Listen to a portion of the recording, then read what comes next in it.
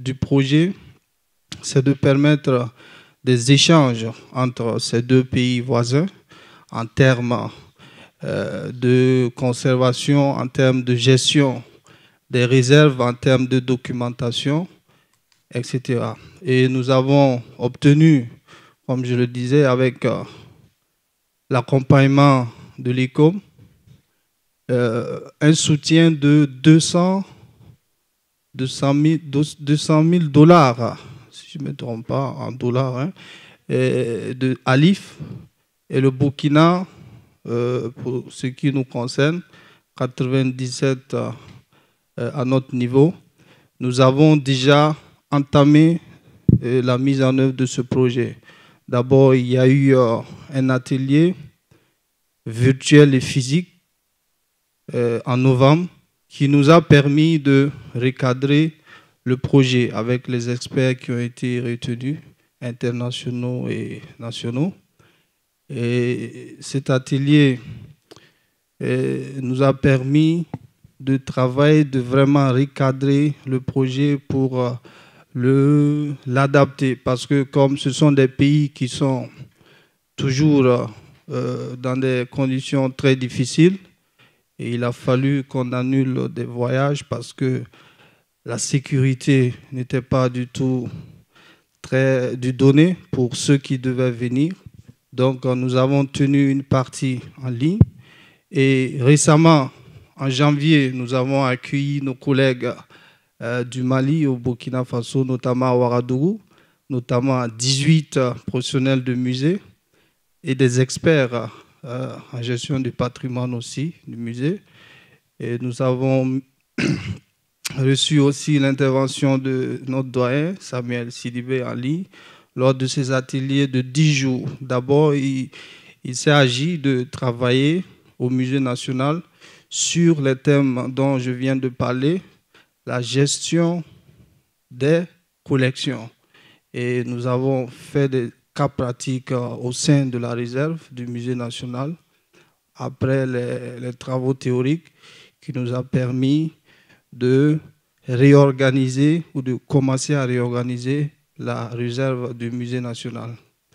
Et à la suite de cet atelier, nous avons aussi reçu, après le départ de nos collègues maliens, nous avons reçu des collègues du Burkina, à l'intérieur du Burkina, c'est-à-dire les provinces, qui sont venus pour l'atelier qu'on a appelé national. Donc c'est un atelier commun, un atelier national.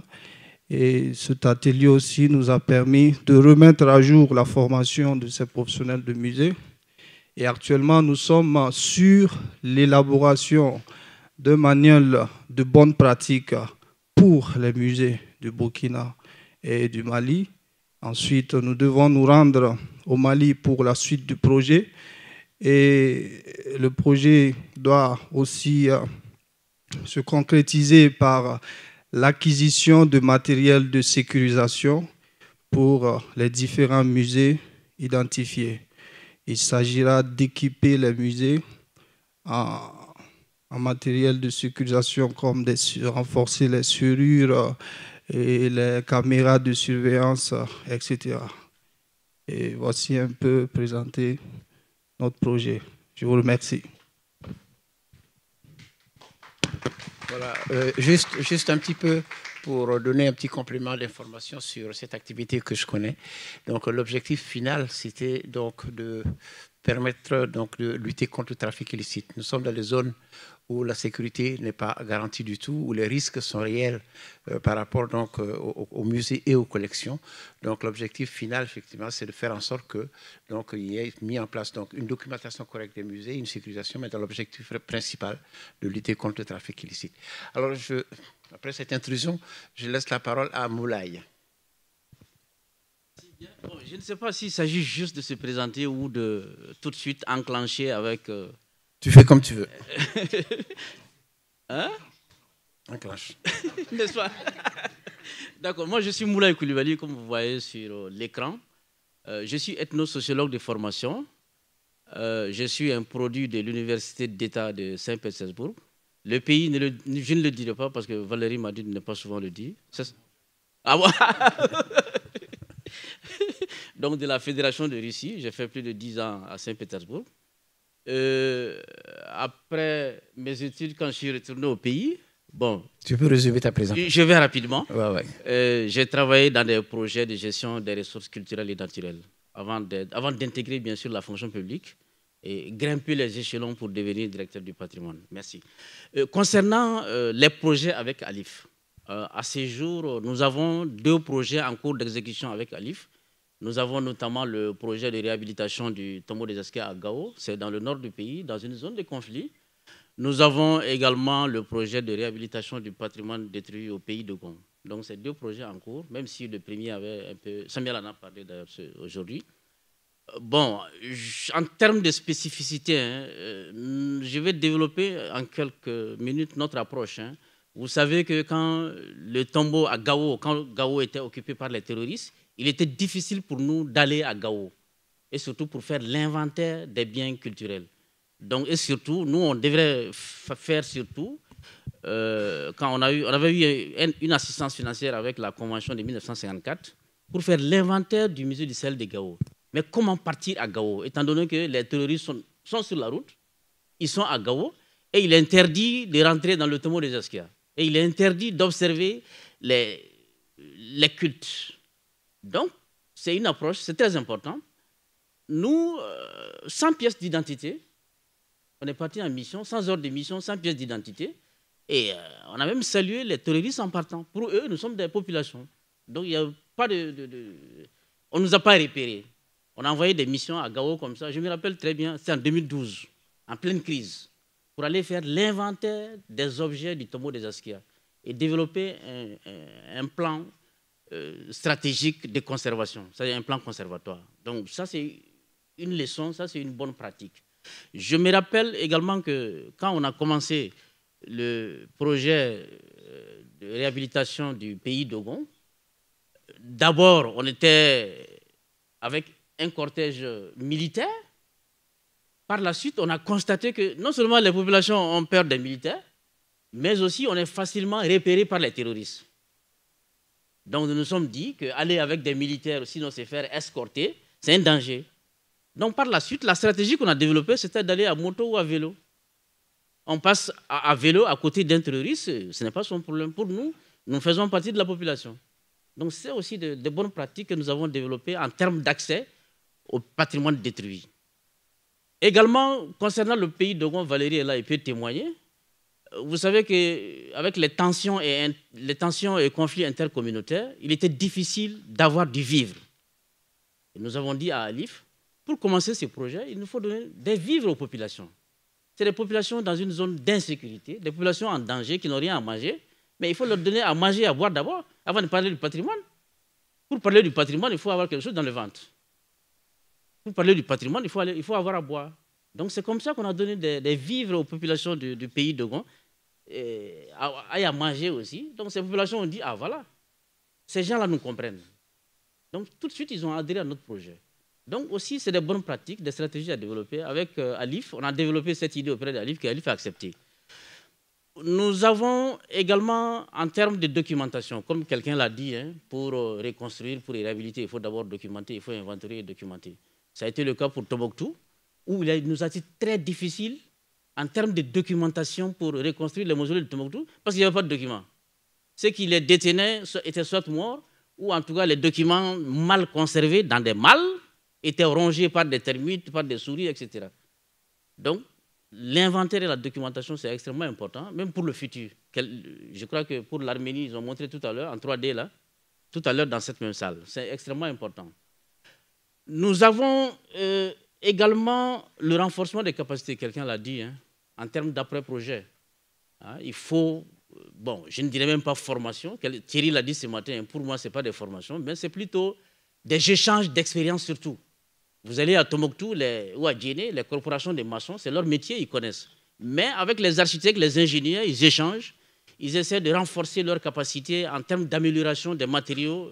Thierry l'a dit, ils ont amélioré encore les matériaux à Tombouctou, etc. Et même à Gao. Donc c'est des échanges comme ça. Pour moi, ce n'est pas des formations, mais c'est plutôt des échanges d'expérience. Parce que les maçons, ils sont là, ils sont nés là-dedans, c'est leur corporation, c'est leur métier.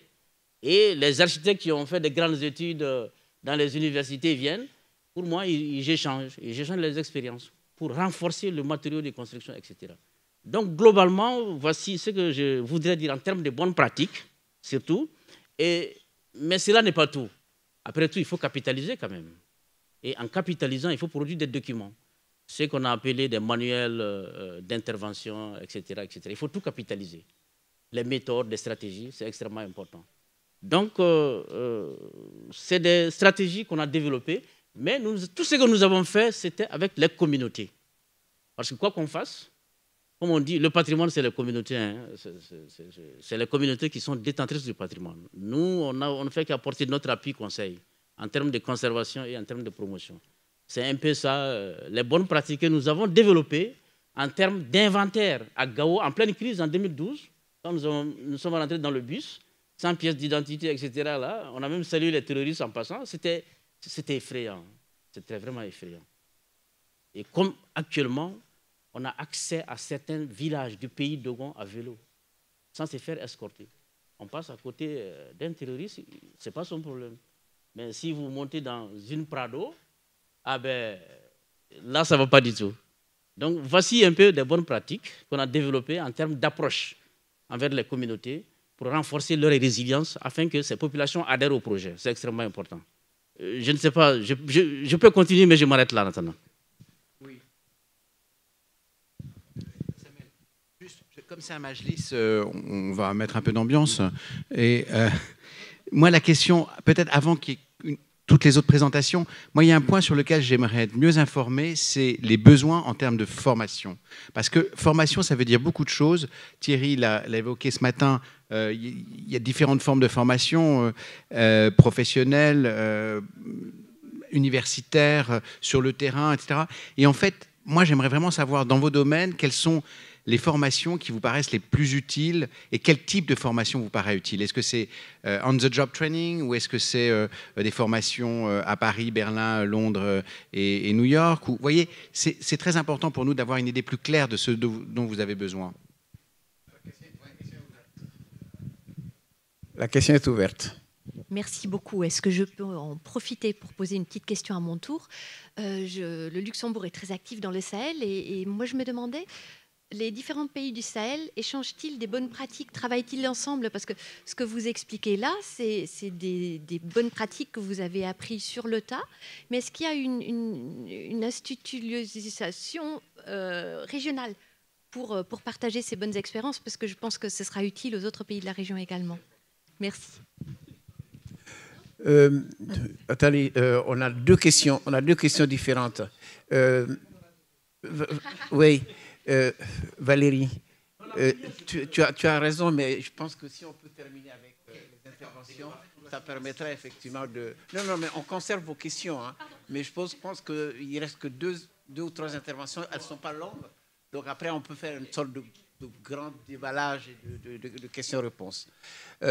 Après Moulay, donc Dr Maria Luisa Russo, je ne sais pas si je prononce bien.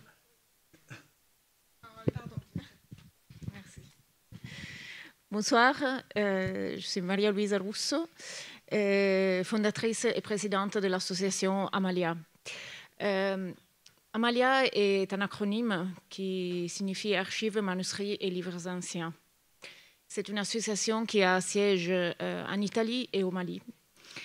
Et on travaille justement dans le domaine du patrimoine écrit, que ce soit patrimoine des bibliothèques, des archives ou de toute autre institution qui a un patrimoine de ce genre. Je vais résumer très brièvement, comme ça on va avancer dans le débat. On a deux projets qui ont été financés par ALIPH. Le premier à Tombouctou qui est terminé, et c'était un Emergency Relief Grant, sur le patrimoine manuscrit d'une bibliothèque dans la ville de Tombouctou. Et l'autre projet qui est en cours dans la ville de Djenné, donc dans la partie centrale du Mali. Vous connaissez bien sûr là aussi la situation qui s'est développée, qui a été rappelée plusieurs fois ici, des attaques extrémistes à Tombouctou et qui ont entre autres aussi entraîné le déplacement d'une grande partie des manuscrits de Tombouctou à Bamako. Manuscrits qui sont encore malheureusement dans la capitale, donc ils ne sont pas rentrés dans la ville de Tombouctou. Le fait de travailler à côté des bibliothèques et des archives sur le terrain a une valeur particulière aussi pour les raisons qui ont été évoquées ici plusieurs fois, c'est-à-dire de l'engagement des communautés dans lesquelles le patrimoine se trouve. Donc, ce sont deux projets qui posent beaucoup de défis, comme vous pouvez imaginer, pour travailler efficacement sur le terrain.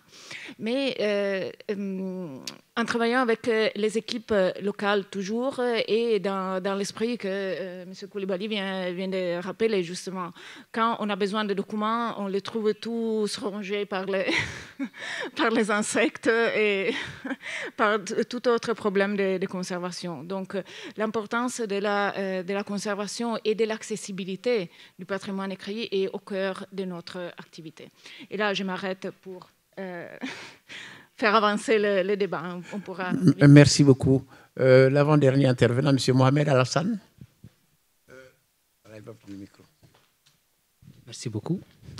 Je m'appelle Mohamed Alassane, je suis fondateur et président de l'association Iman Atarek. Iman Atarek qui veut dire Iman la vie et Atarek patrimoine, donc donner la vie au patrimoine des biens culturels au Niger. Donc nous travaillons depuis cela quelques années avec la Fondation Alif sur un projet d'émergence d'abord, sur des maisons vraiment en voie d'effondrement. Et après, nous sommes étalés sur d'autres maisons encore beaucoup plus vulnérables. Donc on travaille sur la conservation, restauration et valorisation. Je serais plus intéressé aux échanges. Je pense que voilà, nous avons déjà développé les activités. Mais pour rebondir à la question de Valérie, par rapport à la formation, évidemment, c'est des volets différents et nous en avons justement besoin. Il y a la formation dont vous parlez, les gens de capacité, des gens qui sont énormément outillés, expérimentés dans le domaine de la restauration, les maçons traditionnels et les architectes, mais surtout les besoins d'une jeunesse qui est là, qui veut créer de l'emploi, qui veut travailler, qui veut rester chez elle. Et c'est de là aussi qu'il s'agit.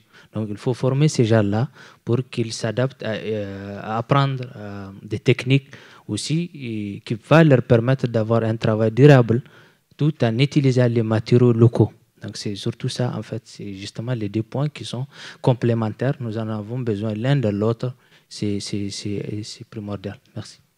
Voilà. Oui, regardez le micro, vous allez le passer au dernier intervenant.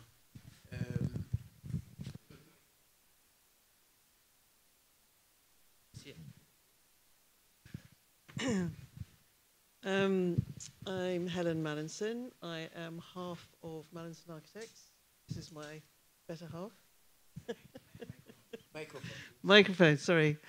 Mallinson Architects. It's Michael Mallinson, Helen Mallinson. We've been working together for 4 years on the project called Western Sudan Community Museums, which has been funded by Alif and the British Council. And lead partners have been BIA and Ikram Athar. But we've been continuous through several phases of this project. And it involves 3 museums. And I would like to say something about the Sahel as a concept. Because if you go to the British Museum, even now, and look at a map of Sudan, you'll see the Nile Basin. And you'll see all of the wonderful projects up and down the Nile Basin. What it actually doesn't show is nearly half of Sudan. And it is very easy from a kind of world heritage, monumental architecture, arguments between Egypt and Sudan about origins of civilization, man out of Africa. All the narratives are somehow north-south. So the strategy behind our project was to go west. And the heart of our project was in Darfur, and a museum that was opened in 2006 as a peace gesture halfway through the Darfur War. It closed very shortly afterwards, and we wanted to reopen it. And one of the significant parts of the museum was that well, one part had been given by the national, by NCAM, the National Corporation of Antiquities and Museums, so it was archaeology from all over Sudan. Another part was some historical documents, some photographs, and bits and pieces. And another half was a really fabulous collection of local folklore, as it was called. So an ethnographic or living heritage collection. Anyway, this shut very soon after. And one of our objectives was to try and reopen this museum because we'd been told that it was very important and that the communities really wanted to open it. And as a peace gesture, it needed another go. In order to construct the project, because Darfur is in the red zone, most organizations aren't allowed to go there. We constructed a three-part program between the Khalifa House in Omdurman and the Sheikh Khan Museum in El Obeid. So we had kind of three parts, three museums that we would do in parallel. So at the bottom line, we could do all of the training in Khartoum. We would be able to do more in El Obeid and possibly in Darfur, if we were lucky. And we were very lucky. We've done quite a lot, in fact. But what, in a way, the project has a kind of unpeeled a series of layers. We began with repairing buildings. We began with conserving and recording the collections, training that was involved, and so on and so on. But the objective was to create museums, and I'll talk more about this tomorrow. It was called community museums. We were trying to, in a sense, reboot the colonial idea of a museum is it's inherently for archaeologists, by archaeologists, and visited by school children on a day out, which is 99% of all the visitors to these museums. And clearly hadn't worked as a model. They were virtually derelict. Nothing worked, no infrastructure.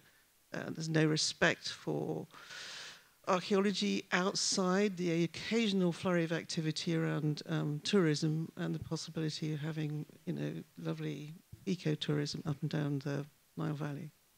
So it was a kind of interesting challenge to take on.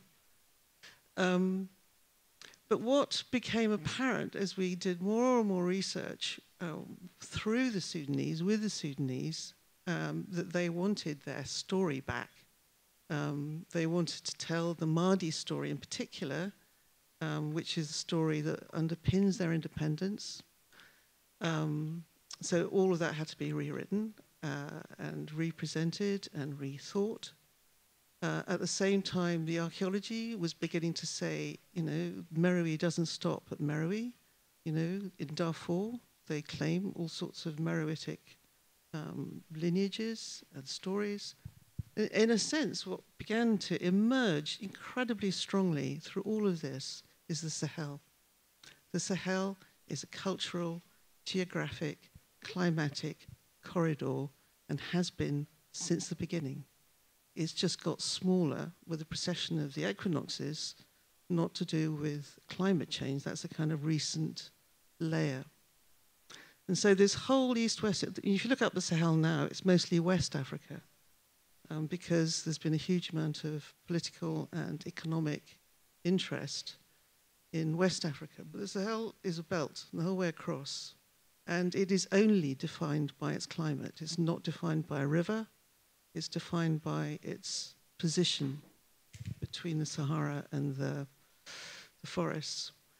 And that opens up so many different questions about movement of people, the movement of trade, the commonality of the gum Arabic trade, how millet is grown, how nomads and nomadic tribes inhabit that landscape, the story just gets bigger and bigger and bigger. And climate is what's at the bottom of it. And of course, the Sahel is a major conflict zone. It's one of the most vulnerable to climate change. And it's one of the most interesting landscapes I think you could begin to imagine working with. It's kept us very busy the last 4 years. Merci. Oui, attends. Donc, on a fait le tour des intervenants qui étaient inscrits. La parole reste libre. Donc, je propose qu'on commence par répondre aux 2 questions qui ont été posées pour ouvrir le débat. Ceux qui souhaitent prendre la parole, qui ont des réponses précises déjà aux questions qui ont été posées. Et après, donc, la parole, le micro est ouvert, chacun peut parler quand il veut. Merci, M. Sidibé. Il y a Valérie qui s'intéresse aux aspects de renforcement des capacités entre professionnels et communautés. Moi, j'allais dire comme ça, c'est surtout entre professionnels et communautés. Et pour nous, c'est les échanges d'expérience.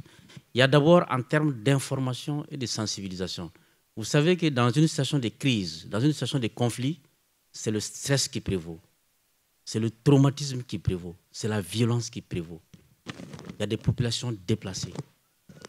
Comment faire en sorte que ces populations qui sont dans cette situation de crise, de traumatisme, continuent à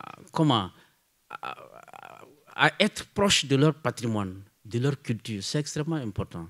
C'est pourquoi il y a des activités d'information, de sensibilisation et de réappropriation du patrimoine. Je me rappelle qu'il y a quelques années, à Ségou, il y avait des populations qui étaient déplacées de Tombouctou à Ségou.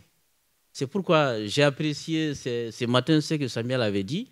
Comment intégrer l'immatériel dans les activités de Alif, c'est important. Hein? Les populations déplacées à Ségou, mais on a fait des activités d'information et de sensibilisation avec des appuis aussi qui leur ont permis de faire des événements. Ils ne sont pas à Tombouctou, mais ils ont manifesté leur culture à Ségou. C'est important. Et pourtant, ils n'étaient pas sur place. Donc, voici des choses comme ça qui permettent aux populations de ne pas oublier leur culture, de toujours se l'approprier, même n'étant pas sur place. C'est extrêmement important. Nous avons également des activités de formation. Nous avons des formateurs ici. Hein. Il y a les éléments des créateurs qui sont là. Hein. Comment transmettre les savoirs et savoir-faire aux jeunes maçons? Étant donné que la vulnérabilité de l'immatériel, vous le savez déjà, hein, ces vieilles personnes vont mourir avec leurs connaissances. Alors il faut les transmettre aux jeunes générations, surtout l'architecture de terre. Donc c'est ce qui se passe à Tombouctou, à Djéné, à Gao, etc., etc. Donc il y a des sessions de formation des jeunes maçons auprès des maîtres maçons pour apprendre et pour que ces savoirs traditionnels sur la terre ne se perdent pas et que ça se transmette de génération en génération. C'est extrêmement important. C'est dans ce cadre d'ailleurs que les maçons de Tombouctou et de Djéné sont partis former leur homologue de la Côte d'Ivoire. Ah oui, vous savez qu'en 2020, les 8 mosquées de la Côte d'Ivoire ont été inscrites sur le patrimoine mondial. Après 2 sessions de formation des maçons de Djéné et de Tombouctou que nous avons envoyés.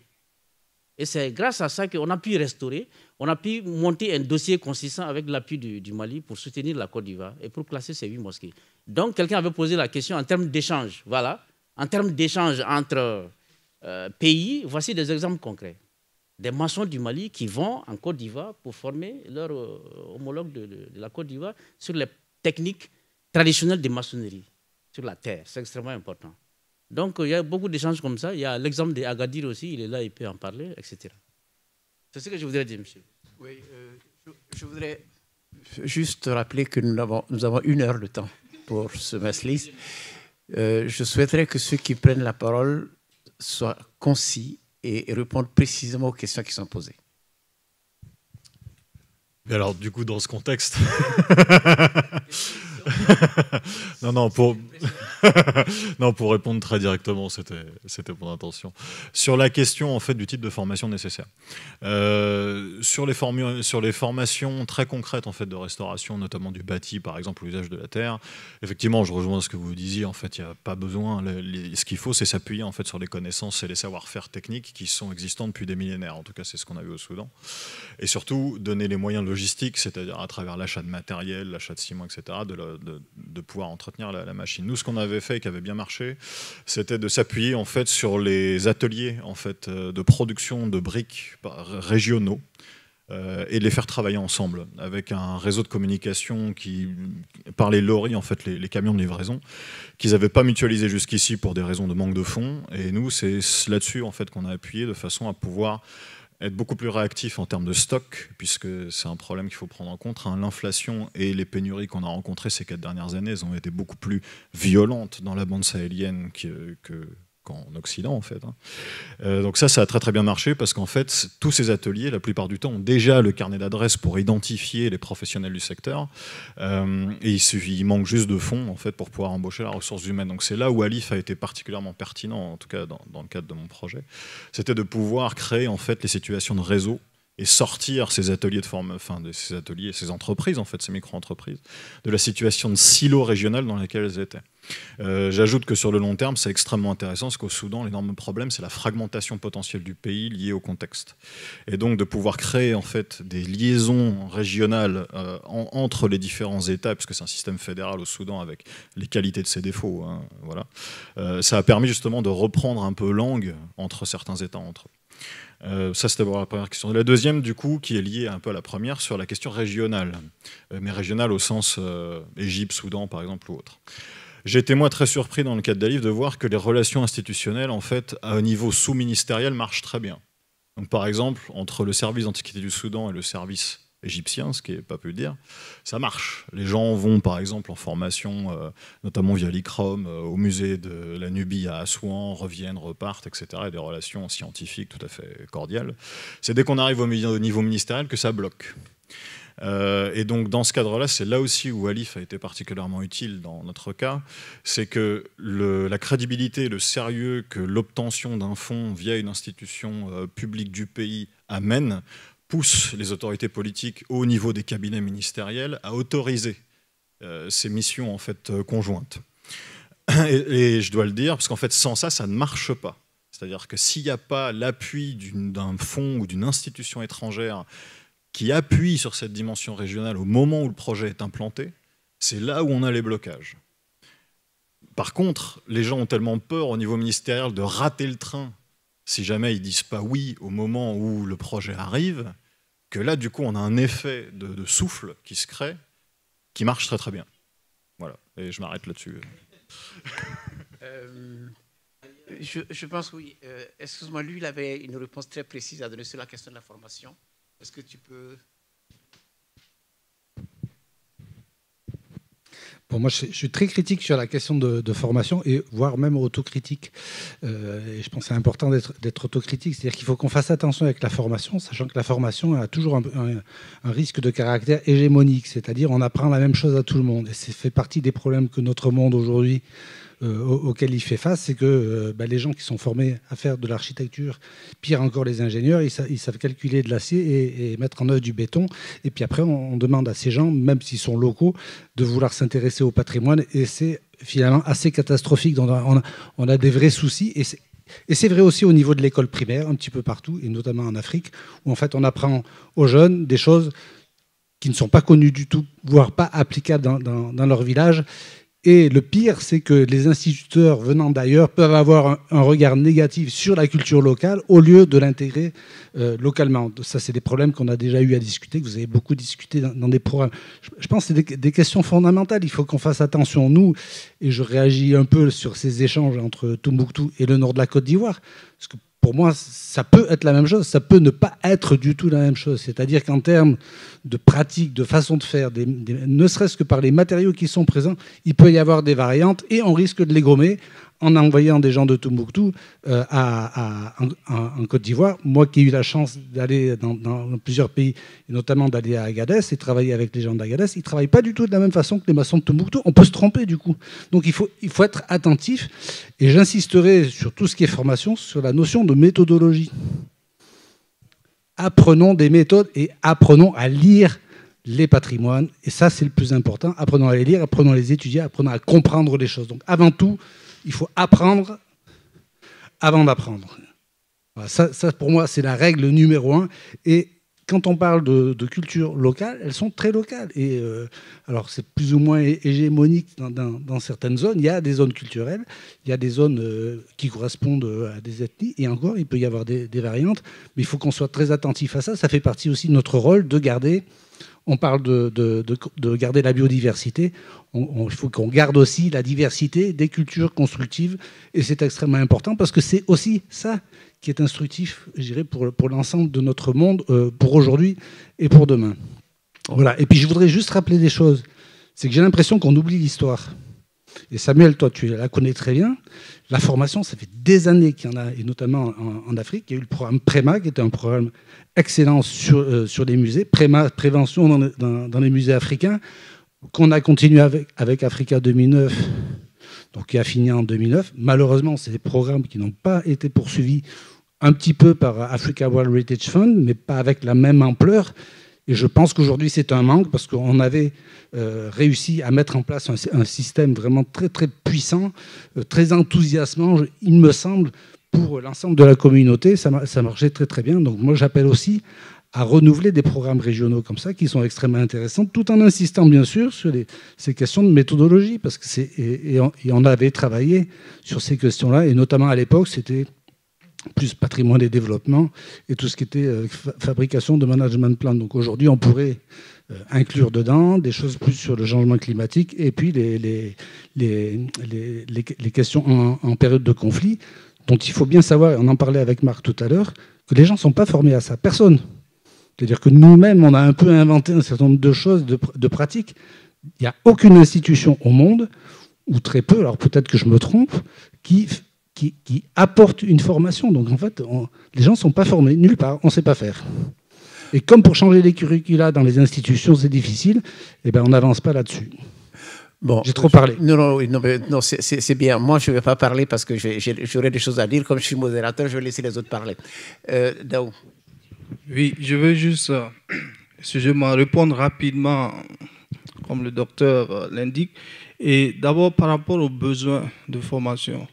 Je pense qu'actuellement, ce dont on a besoin en termes de besoins en formation, c'est d'arriver à traduire tout ce que nous savons en matière de patrimoine auprès des communautés.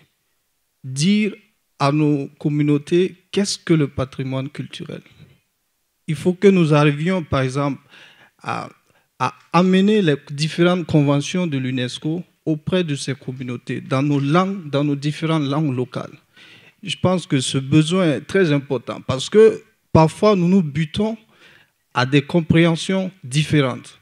Nous savons ce qu'est le patrimoine, quelle est l'importance du patrimoine, comment la conserver, etc. Mais les détenteurs même de ce patrimoine ne savent pas de quoi nous parlons en réalité. Tout simplement parce que nous employons des termes élitistes qui ne sont pas à mesure de comprendre. Donc c'est cela qu'il faut vraiment activer pour pouvoir disposer d'outils, de matériel, de compréhension de ce monde patrimonial. Ça, c'est un. Et il faut aussi, rapidement, je donne l'exemple, entre nous-mêmes, lors d'un atelier, on a posé la question à chacun d'entre nous, professionnels de musée, qu'est-ce qu'un musée dans nos langues locales? Je vous assure que nous avons passé 30 minutes, 1 heure à chercher la définition de musée dans nos langues locales. Nos doyens sont là. Quand vous cherchez à définir le musée en Bamana, en Djoula, c'est difficile. Mais il y a des termes qui expliquent ce que c'est dans nos langues. Je pense que c'est ce qu'il faut qu'on fasse. Et deuxièmement, en termes d'échange, Je sais que, comme ils l'ont dit, il y a beaucoup d'échanges qui se font actuellement entre les différents pays africains, etc. Mais ce qui manque, ce sont des projets communs. Et Alif a donné un bel exemple. Nous sommes là-dessus avec le programme, avec le Mali actuellement, les 22 musées. Et ça nous a permis de savoir qu'il est très important que nous nous mettions ensemble sur des projets communs. Au lieu que chacun reste dans son pays pour développer tel ou tel projet, si nous arrivions à faire des initiatives ensemble comme ça, l'impact est plus grand et les populations en sortent les plus bénéfiques, les grands bénéficiaires, je veux dire. Merci. Voilà. Est-ce que cette question de formation, on avance là-dessus ou c'est sur la formation que vous voulez? You wanted to talk about training? I think I want to talk about museums. Okay. Okay? Okay. D'accord. Okay. Okay, go ahead. I just wanted to say I completely agree about this idea, what is a museum, as a question. It's completely fundamental to our whole project was, what is a museum? And the question we asked the community was not to get them to agree, but ask them what do they want to do in their museum? What do they want to see? What they wanted to do? And so the program for how the museum was repaired was based on activities. And in a way, it's about developing a place where heritage can be discussed, can be practiced, can be lectured about, can be demonstrated, can be a kind of basis for doing outreach. It becomes a place of possibilities. And we were really trying to create this place of possibilities. And it's somehow taken off in Sudan that community museums now is seen as a kind of default. That the minister, when we opened the Khalifa House, it's hard to imagine what a sea change over 4 years from being a family palace associated with colonialism, Battle of Omdurman, a place people visited in their childhood and hated, full of termites, to becoming what the minister said, a community museum. I mean, it's quite a big shift. And it is because somehow in Sudan, and I don't know if it's the same in other countries, but in Sudan, it is such a disrupted country. The infrastructure is so fragmented that it's actually communities that hold everything together. It's communities that make the revolution. It's communities that make anything work. And it's also communities that sustain living heritage. And so once you've kind of say this is a community museum, you have the possibility of it being a sustainable enterprise. But you have to be completely clear that it really is a community museum. And you can't back away from that. You've got to make it happen. OK. Après lui, il y a d'autres personnes qui veulent intervenir. Non, Moulay, non, Moulay, non. Tu as assez parlé, on va donner la possibilité à d'autres de s'exprimer. Oui, ce que je voulais rajouter au sujet de la formation, c'est qu'il y a tellement de savoir à documenter. Et seuls les projets que nous portons ne sont pas capables de documenter cela. Alors que sur les territoires sur lesquels il y a des projets, il y a des institutions de recherche, il y a des universités qui ont besoin d'être mises au service des communautés et donc pouvoir travailler aux côtés des projets pour continuer ces actions-là de documentation, justement, et profitant de cela, former des enseignants, former des chercheurs, former des étudiants à être sensibilisés à toutes ces questions dont on parle. Et les projets comme ceux dont parle Thierry, qui sont des projets sous-régionaux ou régionaux impliquant des universités, à ce moment-là, on serait dans un changement d'échelle, un facteur de changement d'échelle, parce que tout à coup, on part du projet pour aller sur un travail qui serait un travail sous-régional ou régional, en impliquant beaucoup plus de personnes pour sensibiliser à la question des musées, pour sensibiliser à la question de l'archéologie, mais avec de vraies pratiques, avec de vrais projets. Et à ce moment-là, je pense que la formation irait de ce point de vue-là. On est dans des filières qui sont des filières complexes, ce qui veut dire que là où il y a des compétences, il faudrait pouvoir apporter ces compétences sur le terrain et mailler la formation, bien évidemment le partage avec les sachants sur le terrain, les artisans, mais également se rendre compte que les strates au-dessus, les techniciens, les architectes, les ingénieurs, pouvoir bénéficier donc de cette formation complémentaire parce que c'est un regard sensible différent que nous avons en tant que professionnels sur ces pratiques-là que quelqu'un qui sort de l'école ou de l'université n'a pas forcément. Et donc, à ce moment-là, ça pourrait permettre à un grand nombre de formés, de diplômés, de pouvoir avoir accès à ce regard sensible et à cette formation en plus. Je vous donne la parole. Oui, merci. Jérôme Froissart, donc moi je viens de Monaco. Je ne suis pas un spécialiste du patrimoine. Par contre, je remercie la Fondation Alif de nous avoir conviés. J'ai eu l'occasion de parcourir un peu le Sahel en tant que directeur de la coopération monégasque au développement et de voir la richesse du patrimoine que vous avez. Et je suis heureux de vous écouter et de voir, vous faites preuve déjà d'adaptation au changement climatique, à la désertification et de faire preuve d'adaptation comme cela au terrorisme et au vandalisme. C'est tout à fait exceptionnel. Maintenant, je m'occupe d'une fondation dans le domaine de l'enfance et d'un regard extérieur, je vois deux opportunités, mais ça a été évoqué, mais peut-être de l'appuyer. La première opportunité en termes de formation de ces jeunes, de formation au métier de conservation du patrimoine, de valorisation de ce patrimoine, et de voir des initiatives comme ça au Niger, par exemple, c'est quelque chose je dirais, qui nous donne beaucoup d'idées. Et sur lequel on sera à votre écoute. Et puis un autre aspect, alors c'est vrai que cette notion de musée, cette notion de patrimoine, c'est pas forcément des fois évident localement de l'intégrer. Et comment rendre vivant ce patrimoine pour les jeunes, pour les enfants au Sahel? Parce que c'est pas indifférent si on s'attaque au patrimoine. On vit on traverse des crises où on s'attaque aux femmes, on s'attaque au patrimoine, c'est terroriste. Donc, c'est pas indifférent. Donc, comment pouvoir transmettre ce patrimoine que vous avez, ces valeurs que vous avez, qui sont non seulement une richesse pour le Sahel, mais au-delà est une richesse aussi, je dirais, pour l'Europe et pour le monde entier. Donc, voilà. Donc, c'est un peu un échange et de voir comment on pourrait envisager ensemble de transmettre tout ceci à l'enfance. Bon, je pense que ce que vous dites n'est pas tombé dans l'oreille de sourd. Je pense qu'il y a tout à fait des gens ici qui ont des idées là-dessus. Je vois qu'il n'y a personne qui veut la parole. Ah, oui.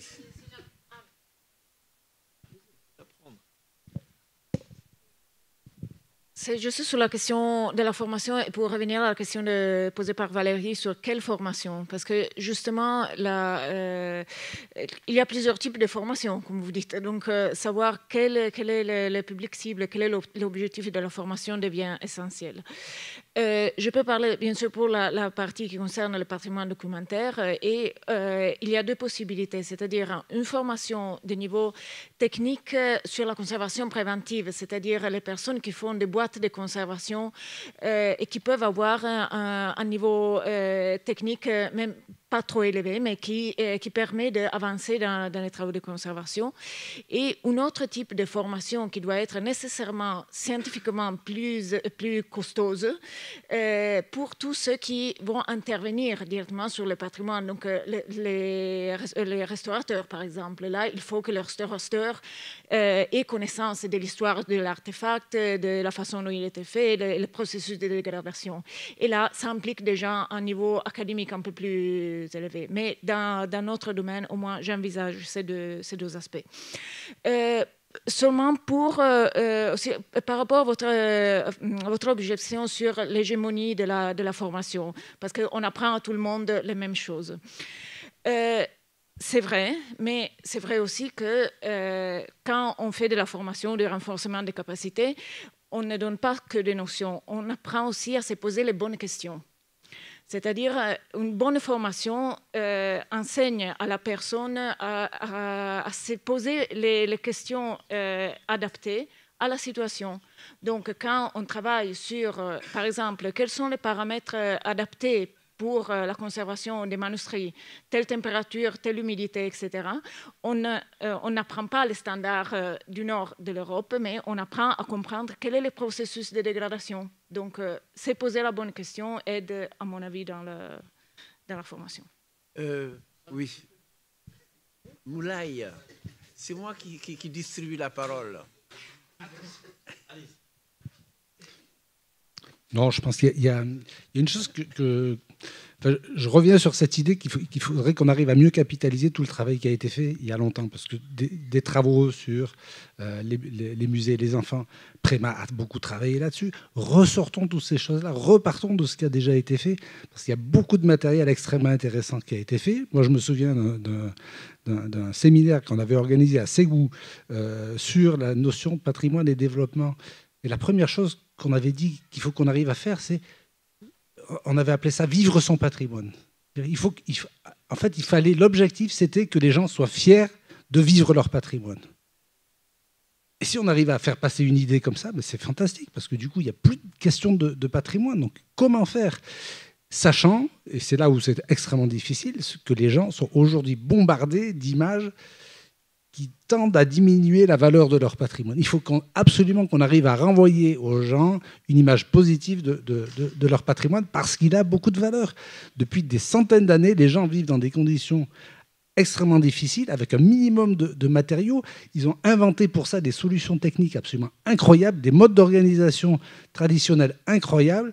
Et l'Afrique m'a fait découvrir quelque chose que je trouve absolument fantastique et je pense peut être utile pour le monde entier, parce que finalement, on voit les applications dans plein d'autres continents. C'est la notion de pratique traditionnelle de conservation. C'est les maçons de Tombouctou qui m'ont fait comprendre ça. Ils ne conservent pas du tout comme nous. Le modèle, il n'est pas du tout le même. Le seul outil qu'avaient les maçons en 1996 à Tombouctou, c'était un truc pour détruire.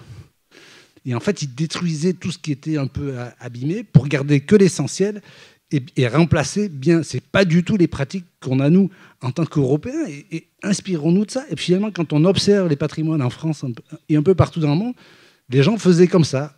Or, aujourd'hui, donc, on dépense des sommes considérables sur des procédés de restauration extrêmement difficiles à mettre en œuvre, qui, en plus, ne sont pas toujours efficaces parce qu'on n'intervient pas assez sur l'existant. On l'a vu sur le cas de BAM ou des travaux faits sur des dizaines d'années. Premier tremblement de terre, tout est parti. Toute la restauration est partie.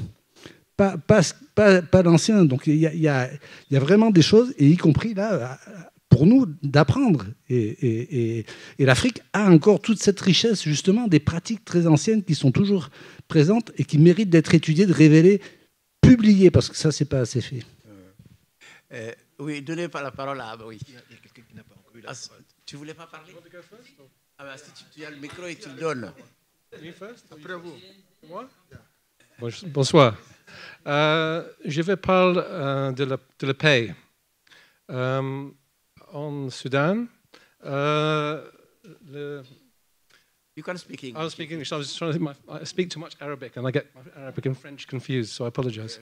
In Sudan, we have turned the museum upside down because we want to, as Helen was saying, we asked them, what do you want to do in the museum? But actually the question we really want to know is, how do you want to make peace in Darfur in your museum? This is the question we really have put to them. And the way we want to address this question is to say, you are 400 different cultures in one country the size of Germany. You have one museum. What will you do in this museum to bring 400, actually there are two, there's one in Fascia, but what will you do in this museum to bring everyone together? What can you share? What is it that you have in common that you will bring to this museum and will let you to see that actually the divisions between your people are divisions that are artificially created by your past rulers. Before, they were one country, united. They shared a culture, but they had different languages, but they had a common culture. And rediscovering that common culture is the challenge we gave them in the museum. We're saying, look, you have, at the moment we're doing a festival of millet in the museum in Darfur, starting on Saturday. The reason we chose millet is because everybody in Darfur, so the community chose millet because everyone in Darfur eats millet. And every one of those 400 different groups has a different word for the same food. When they cook it, they cook it the same way, or they cook it 48 different ways, but each of those has its own name in different languages. In Daju, in Hawazma, in whichever group, they have the same word. So when they come together, they share the food and they can share the language. And at the same time, we have a musician called Daresh, who's amazing, a drummer, and he wants to recreate the languages and remember the languages and make songs using the old words to be taught to the children in the museum. And this is his new idea for the museum. It'll bring the children together, they will eat the food, and they'll make songs, new songs, with his music, using the old words. And this, to him, is a way of people coming together and building peace in the museum. And this is their idea. We didn't make this idea. We said to them, what do you want to do to build peace in your museum? And this is their solution. And we want to now push this solution to, not push it, but encourage in the West, in Genena, where the museum has been sacked 2 years ago. We want to rebuild it and ask the people in Genena, because they are close to the people of Chad, and there are many people from Chad in Genena. And this will be a great opportunity to share the heritage of Chad and the people of Guinea. So this idea of what will you do in your museum, how will you build peace in the museum, we have given them as a question. And the training, all the training we do is to support that. So at the moment we're bringing some trainers from South Sudan, who actually work, one of them is part Darfuri, part South Sudani, and they will do a program of educational training so people will learn to develop what is known as story circles. Do you know story circles? I don't know if that's familiar. So you ask, you have an object and you discuss what is the story about this object? What is the story of this object in your culture? What is the story of this object in your culture? And then you build the stories together so people share the stories together. And that is how the museum is working to try and build peace between the communities in Darfur.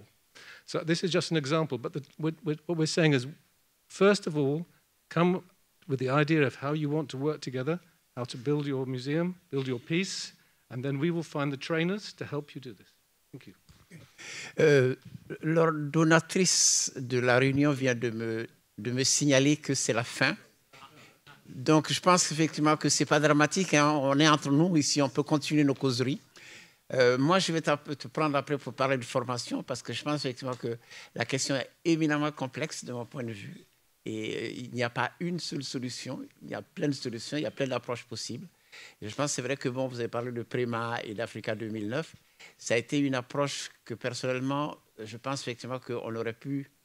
Ça fonctionnait pendant la période, mais qu'au fond, on n'a pas eu l'intelligence de verser ces formations dans un processus plus durable. Voilà. Oui, bon, alors merci beaucoup. J'aurais du mal à résumer parce que c'est parti un petit peu dans beaucoup de sens, mais merci beaucoup à tout le monde.